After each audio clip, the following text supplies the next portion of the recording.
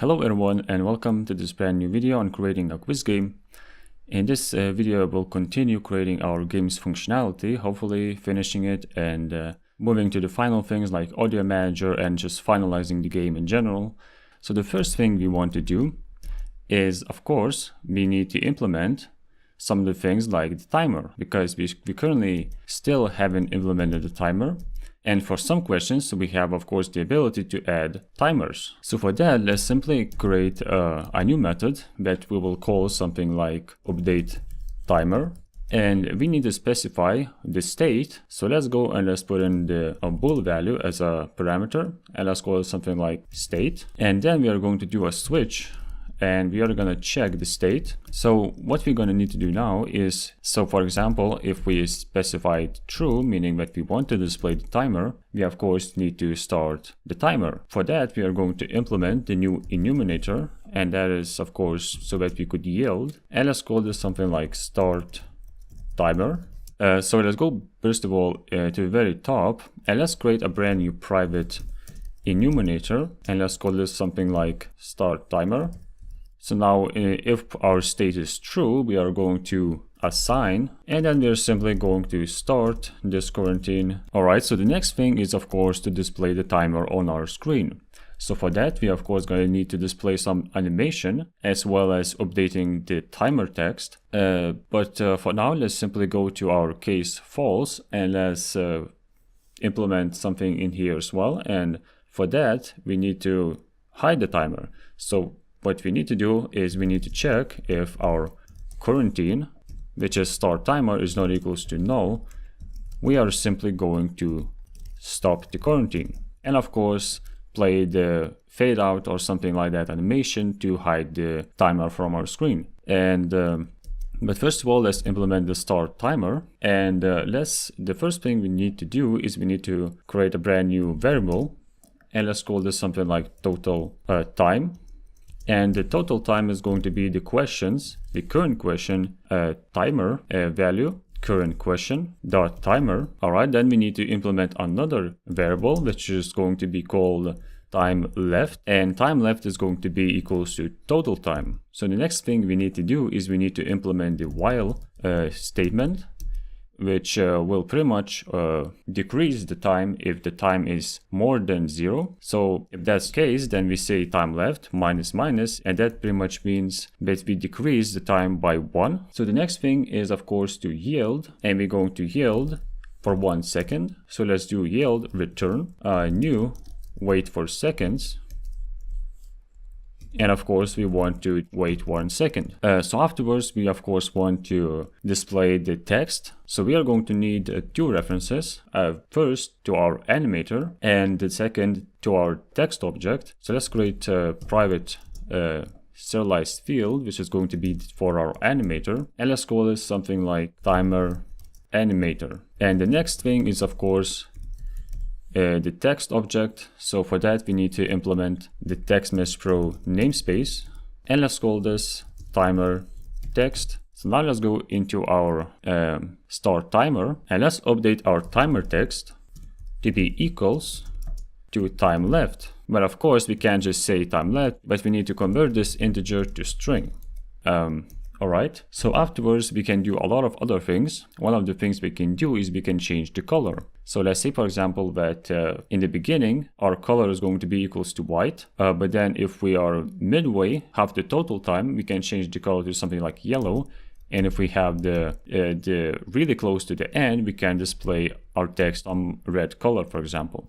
You can of course do something different, but let's first of all, what we need to do, we need to store the default color. So let's create the color, and let's say something like timer default color. And at the start of the game, let's simply say timer default color is going to be equals to timer text dot color.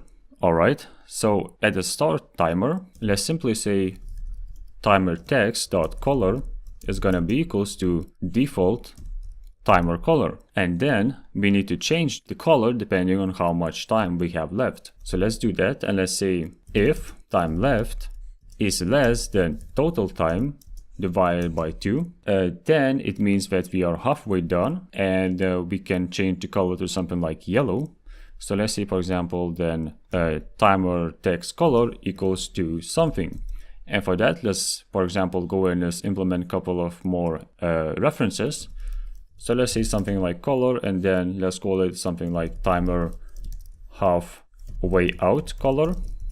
And let's put it something like color dot yellow. And then let's simply say another color, which is going to be timer almost out color. And let's put it by default to something like color dot red. All right, so let's go back here and let's say that if we're halfway with our time that we have left, let's put our color to halfway out color. Then we need to say else, or you can simply say something like if timer left is less than total time divided by 4. We can set our timer color to be equals to timer almost out color.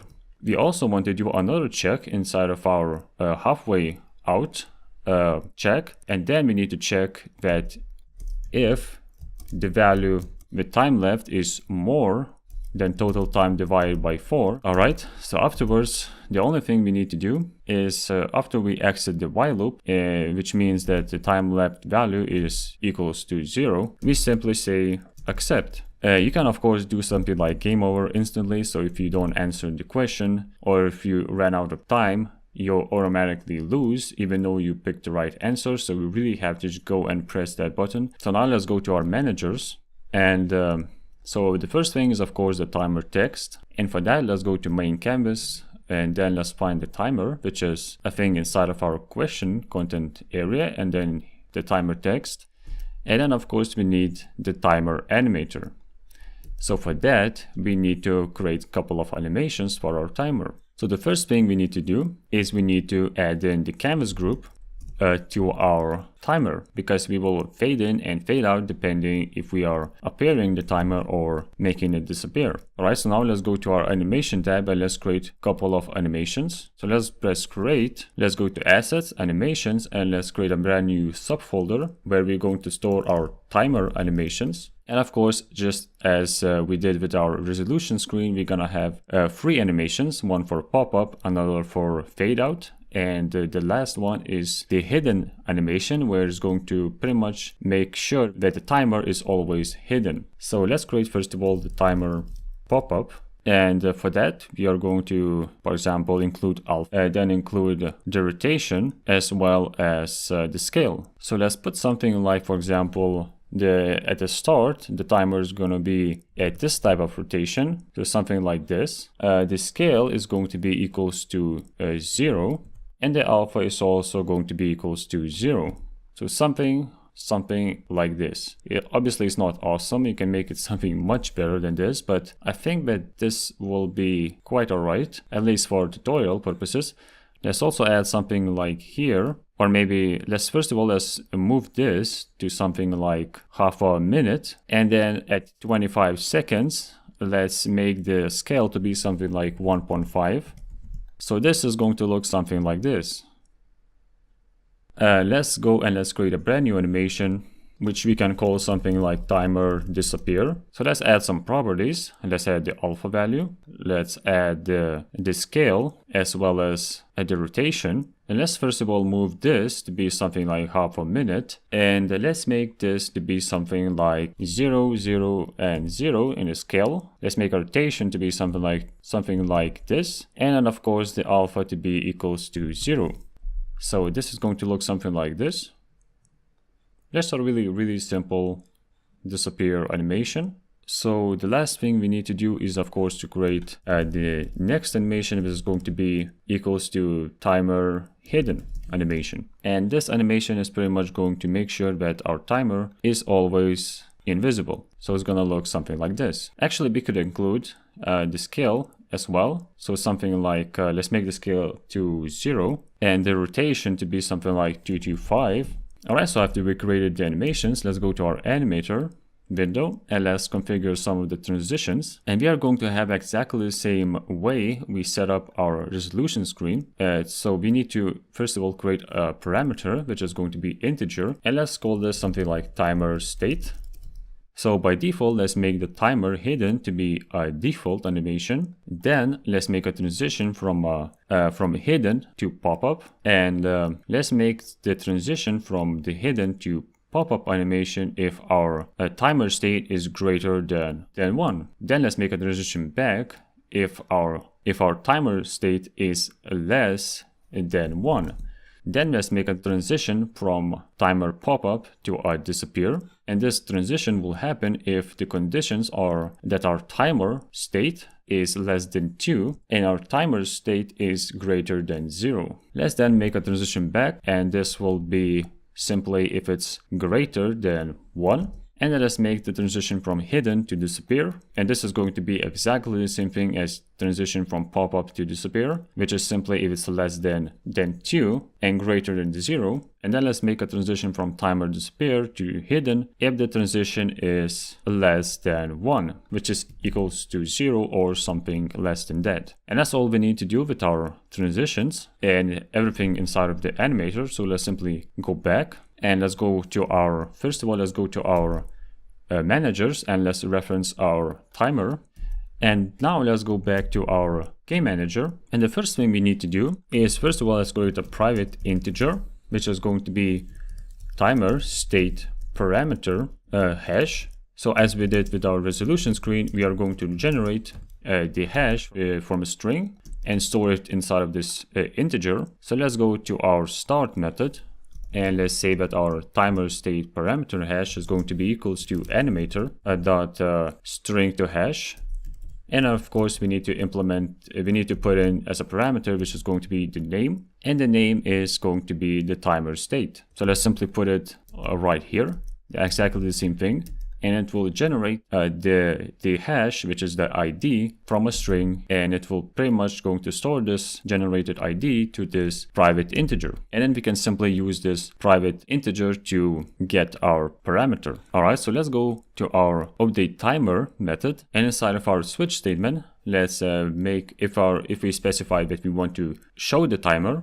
Let's say that the timer animator dot set integer, and let's put in the timer parameter hash, and the value that we want to put is going to be 2, and that will make the timer to play the timer pop-up animation. And then if you want to hide the timer, we simply play the disappear animation. All right, so let's go back to Unity and let's see if this works. Let's make sure that we referenced everything and it appears that we did. And so let's go to play mode and let's see what happens. And as you can see, we currently have no timer.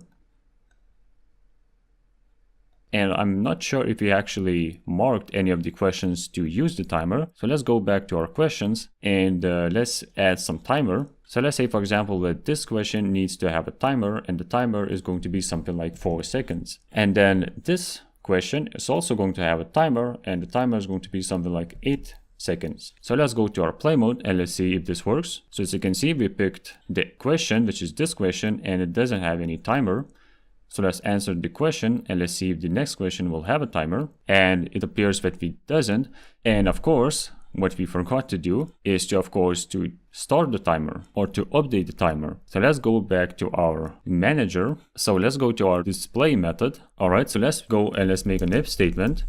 And the first thing we need to check is, of course, if our question needs to use the timer.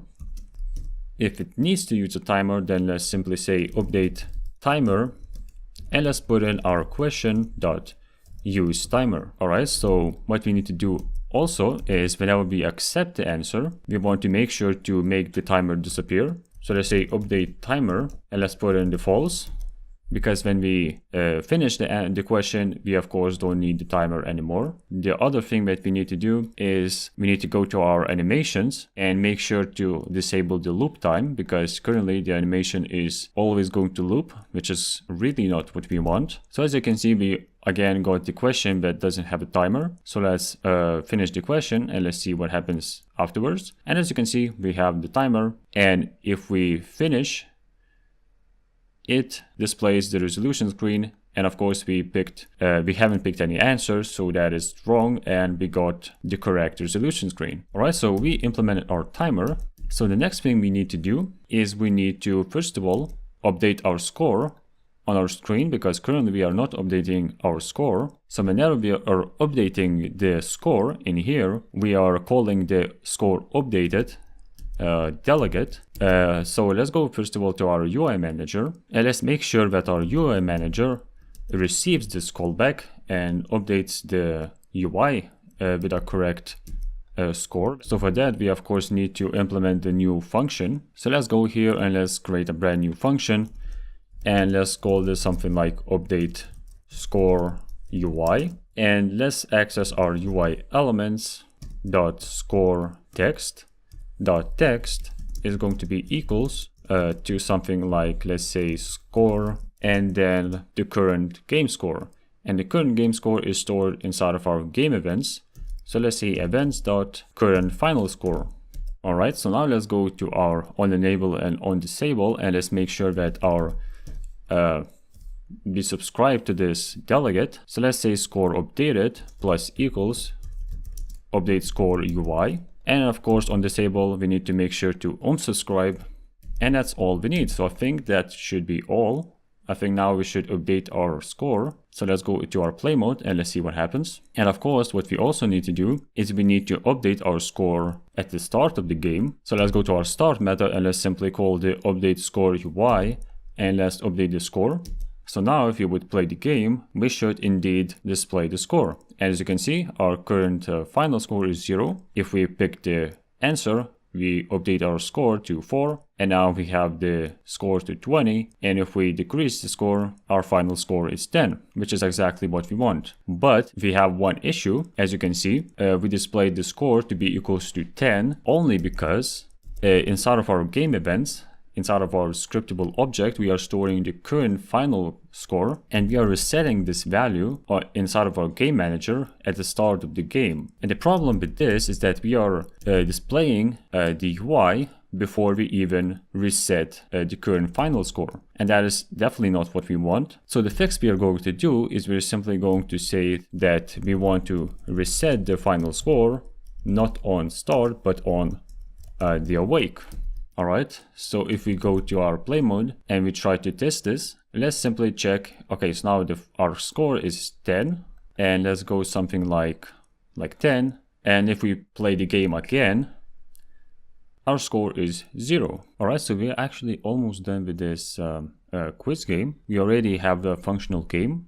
The only thing that we are missing is, of course, the high score and also the navigation. When you finish the game, you have these buttons where you can play the game again or exit the game. So we have to implement those as well. And of course, we need to create the audio manager. But in this video, we are only going to finish the high score and the navigation buttons. And in the next video, we are going to implement the audio manager. And there's also some of the things that we also need to finish. For example, write the editor scripts to kind of make everything more clean and readable, for example, because at the current moment, the questions are really messy and there's a bunch of variables everywhere, and we want to kind of make this a bit more organized. But for now, let's simply go to our game manager and let's create the high score. And for the high score, it's actually really simple. You need to implement a new function. For example, here, implement a new private void, which is going to be something like set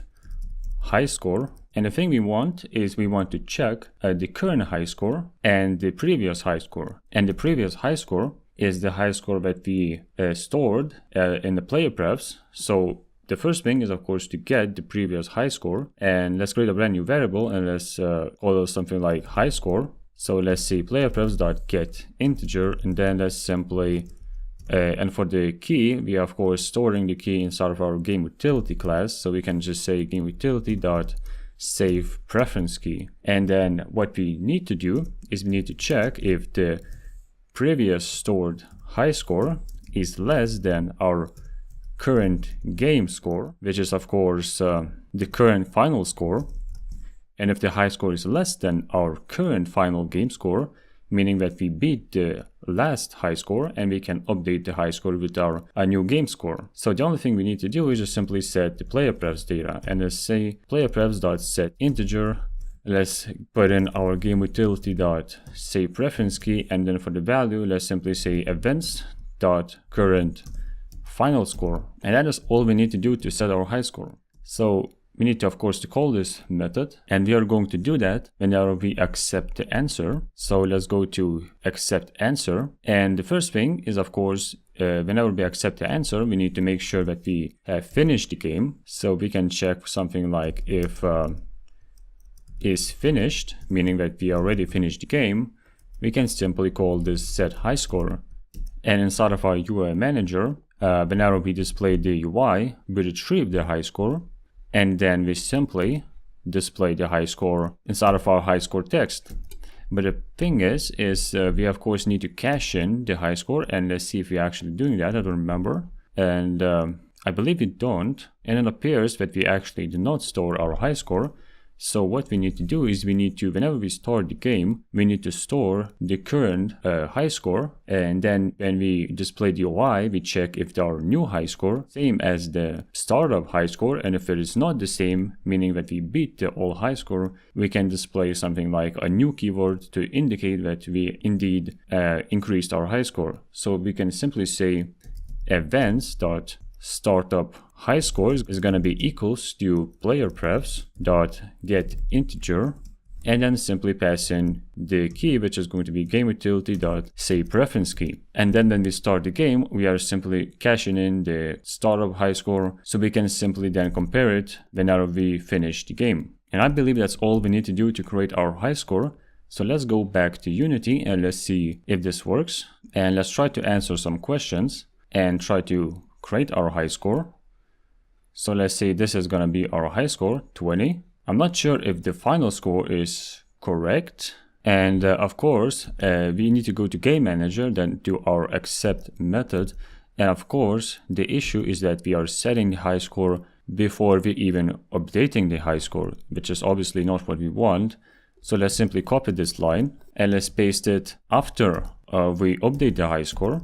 And then we can go back and we can check if this works. So let's try to play the game, and if we, for example, answer all the questions, it should now work fine. As you can see, now we have beat our new high score, and our new high score is 30. So let's try, for example, to play the game again, and let's try to kind of have the lower high score. And as you can see, our final score is 10, and we are also viewing our last high score, which is 30, and we don't have this new keyword indicating that we haven't beaten our last high score. So the last thing I want to do in this lesson is simply implement navigation buttons. And the navigation buttons are, of course, the play again as well as exit the game. So for that, let's go to our game manager and let's implement two functions for these two buttons. And these are actually going to be extremely simple functions. So let's simply go and let's create a new public, because we want to access this with our onClick event. So it needs to be public. So I see public void, and then let's call this something like restart a game. And then the only thing we need to do is we need to, first of all, access our scene management. And to access the scene manager class, we need to implement a namespace, which is called using Unity engine dot scene management. And after we have this namespace, so now we can access the class, which is the scene manager. And inside of the scene manager, there is a method called load scene. You can either put in the scene name or you can put in the scene index. So what we can do is we can simply say scene manager dot get active scene, which is simply gonna get this current scene, and then let's simply put in the built-in index, and that should be it for our try again button. So the next thing we want is we want to, of course, to quit the game. So let's simply implement exit or quit game method that will do just simply quit the game. So we need to access the application class and then simply call the method, which is simply quit, and that's all we need to do. So let's go back to Unity and then let's assign the onClick events. So now let's go to a play again button. Let's add onClick event. Let's also add the one for the exit button. Let's select both of these buttons. Let's drag the managers and then let's go to play again. Let's choose the game manager dot restart game, and for the exit, let's choose game manager dot quit game. All right, so let's go and let's see if this works. So let's go to play mode and let's try to finish the game. And if we press play again, you can see we restored the game and we can play this game again, and now we get different questions. All right. So obviously the exit button doesn't work because it only works if you export the game. We can of course build in the game and then check if it works, but it really does work. All right, and this is all we need to do. So I think our game is almost done. We obviously lack audio, which we will implement in the next lesson. And also we're going to finalize the game, like add editor scripts to make it a bit more organized, all the classes, an inspector. But other than that, I think that we are going to wrap up this video, and I'll see you hopefully in the next lesson.